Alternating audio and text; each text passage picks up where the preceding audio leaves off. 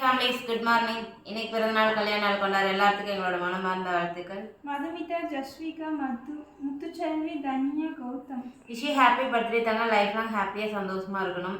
Joshika, Jagadish, Tharika, ஷபர்ணா, Pushpa, Subha, Anusree, Luna, Shalini, Kalpana, Chitra, Abhinaya, Shanmathi, சன்மித்ரா, Samithra, Sushmita, விஹாஸ்ரீ, Sukanya, Dharshini, Priya, சிவனிஷா, Sakthi, Bhagyalakshmi, ஸ்டெஃபிதா, Harini, Keerthi, Hasini, Sathya, Sujitha, Archana, Akshaya, Pavithra, Nitharshana, Sadhana, Prema, Bhanupriya, Vikashini.